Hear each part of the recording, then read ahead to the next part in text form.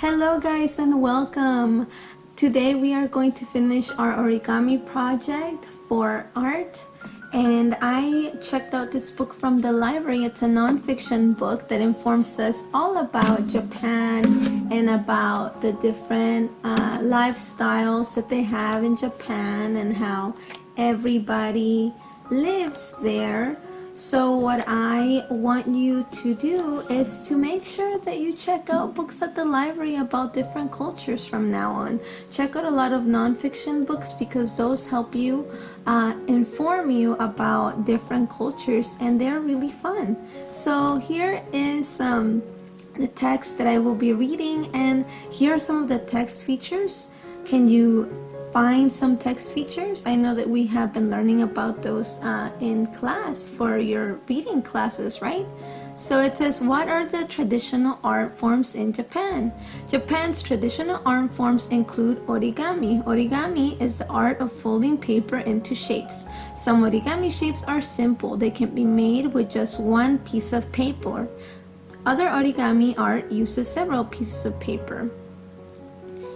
So as you can see, here are in the photograph, here is the grandmother and maybe the granddaughter folding the paper to form a crane. So I thought that that was very interesting, and if you want to keep reading, you can keep reading by checking out this book from the library. So I want to get started for today, and I'm going to be getting my paper that I had already created last time. And what I want to do at the beginning to make sure that it works better is go ahead and find the spot where you can see there's the little pockets, and you're going to actually fold the paper like this. Fold one side into it and the other side like this, and then crease it in the back as well like this. Fold it one side, fold it to the other side. And go ahead and do that to all of the pieces of paper. That way they can better form our three-dimensional object. Because remember, we were working with two-dimensional polygons such as these parallelograms, but now we are going to form a cube. So make sure that you follow along so that way you can form your cube.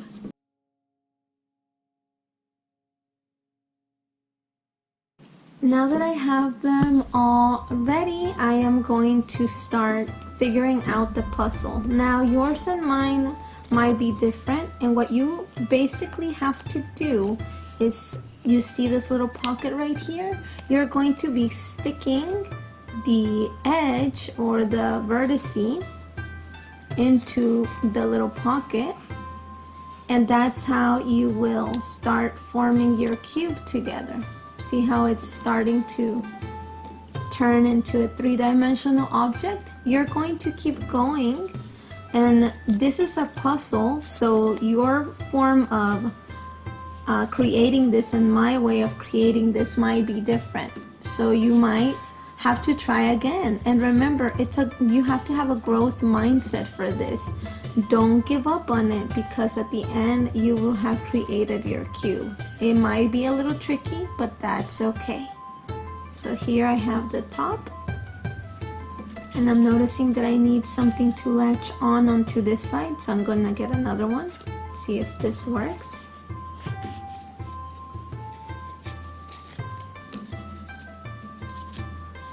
And now see how this one is inside? I'm going to take it outside and see if I can actually put it in here. And I am just going to keep going.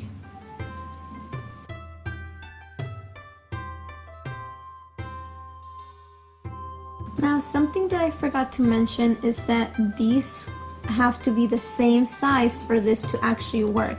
If they are not the same size, it is going to be a little bit harder for this to actually work out. So keep that in mind when you are building yours. And see if you can leave this one by itself, so that way we can show emphasis, because remember, we were trying to create emphasis in our work of art.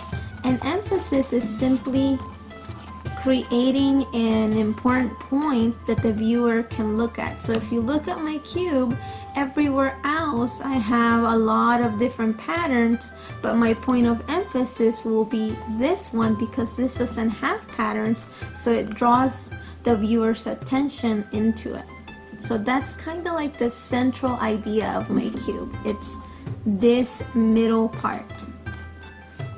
Now this is how your cube should look like in the end, and you should be very proud of yourselves. A lot of people try to create this and it takes them a while because of the puzzle way that it's created. And actually a lot of engineers and scientists have used origami to create different materials for space.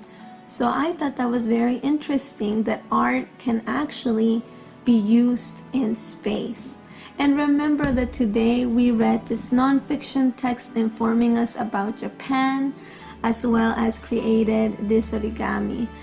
I wanted to let you know that a lot of kids have been asking me about China, Korea, and Japan, if they all speak the same language in those countries, if all the people from those countries speak the same language.